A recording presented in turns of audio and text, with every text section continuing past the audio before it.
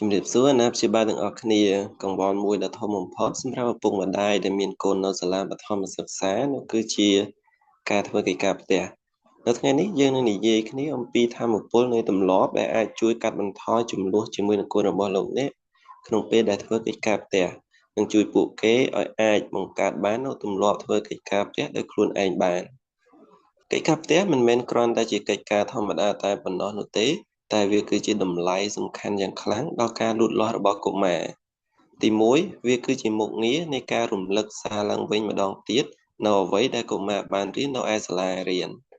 ទីពីរវាអាចអភិវឌ្ឍនូវការគ្រប់គ្រងពេលវេលាដោយខ្លួនឯងនិងសមត្ថភាពគ្រប់គ្រងនៅលើខ្លួនឯងចំពោះទំនួលខុសត្រូវឲ្យបានពេញលេញគោលដៅរបស់យើងគឺដើម្បីជួយកុមារឲ្យអាចមើលឃើញពីកិច្ចការផ្ទះថា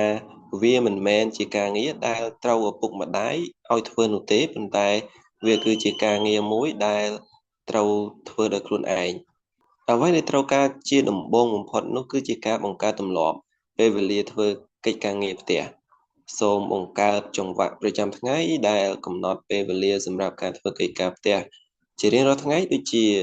ម៉ោងអាហារសម្រន់ក្រោយពេលចេញពីសាលាឬក្រោយអាហារពេលល្ងាចជាដើមលើពីនេះការកំណត់ទីតាំងដែលល្អបំផុតដោយគ្មានការរំខាននិងការពិភាក្សាអំពីការសម្រេចចិត្តជាមួយកុមារជាជាងការធ្វើការសម្រេចចិត្តដោយខ្លួនឯងវាអាចបង្កើតនូវអារម្មណ៍នៃការទទួលខុសត្រូវរបស់កុមារបានកិច្ចការផ្ទះពិបាកចាប់ផ្ដើមជាខ្លាំងបង្កើតគំនិតនៃការចាប់ផ្ដើមដើម្បីជួយឲ្យកូនរបស់លោកអ្នកអាចអង្គុយនៅលើកៅអីបានយ៉ាងងាយស្រួលមានយុទ្ធសាស្ត្រដូចជាការផឹកទឹកឬការខួងខ្មៅដៃជាដើមនឹងជួយឲ្យពួកគេផ្លាស់ប្ដូរទៅមានអារម្មណ៍គឺការផ្ដោតអារម្មណ៍បានល្អហើយការឲ្យកូនរបស់លោកអ្នកជាអ្នកសរសេរនិងពិនិត្យមើលនៅលើបញ្ជីការងារដែលត្រូវធ្វើរបស់ពួកគេសម្រាប់នៅថ្ងៃនេះនោះនឹងអាចផ្ដល់ឲ្យពួកគេមានមោទនភាពចំពោះសមិទ្ធផលនិងជំរុញឲ្យពួកគេបន្តធ្វើកិច្ចការផ្ទះរបស់ពួកគេបានផងដែរសូមសាកល្បងការបណ្ដុះបណ្ដាលការគ្រប់គ្រងពេលវេលាដើម្បីបង្កើននូវពេលវេលាការផ្ដោតអារម្មណ៍របស់កុមារដំបូងប្រើកម្មវិធីកំណត់ម៉ោងដើម្បីបែងចែកពេលវេលាដោយផ្ដោតទៅលើកិច្ចការផ្ទះរបស់កុមារក្នុងរយៈពេល10ទៅ15នាទីហើយបន្ទាប់មកសម្រាក5នាទីតាមរយៈការផ្ដល់រង្វាន់ក្នុងកំឡុងពេលសម្រាកនៅពេលដែលកូនរបស់លោកអ្នកអាចរក្សាពេលវេលាដែលផ្ដោតអារម្មណ៍នេះលោកអ្នកអាចជួយកូនរបស់លោកអ្នកឲ្យយល់ពីម៉ោងការងារផ្ទះគឺជាពេលវេលាដែលអាចគ្រប់គ្រងរក្សាបានឪពុកម្ដាយត្រូវតែក្លាយជាអ្នកជំរុញជាអ្នកតាមដាននៃការធ្វើកិច្ចការផ្ទះរបស់កូន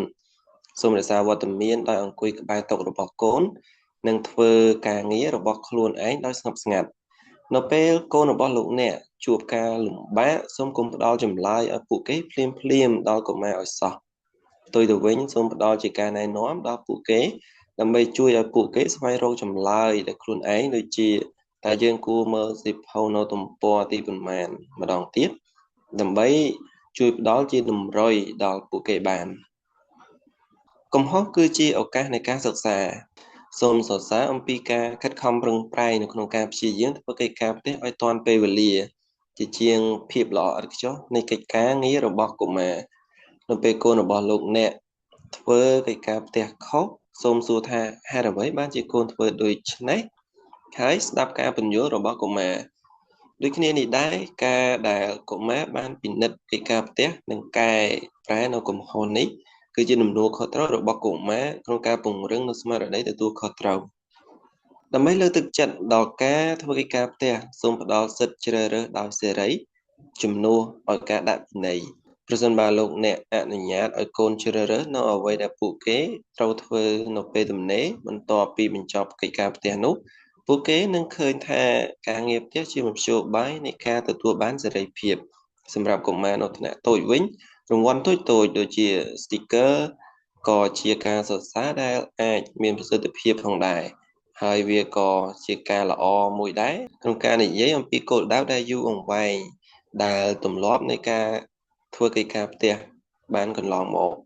ទម្លាប់ធ្វើកិច្ចការផ្ទះមិនមែនសម្រេចត្រឹមតែរយៈពេលខ្លីនោះទេភាពអត់ធ្មត់របស់ឪពុកម្ដាយគឺជាសៀវភៅដែលសំខាន់ជាទីបំផុត ដំបូងសូមដាក់គោលដៅពីការបង្កើតទម្លាប់ជាជាងការបំពេញពីភាពល្អឥតខ្ចោះនៃកិច្ចការផ្ទះហើយការដែលបង្ហាញពីជំនឿរបស់ឪពុកម្ដាយយ៉ាងមុតមមថាកូនអាចធ្វើវាបានដោយខ្លួនឯងបាននេះជាវិធីដែលធ្វើឲ្យកុមារក្លាយជាអ្នកដឹកនាំខ្លួនឯងបាន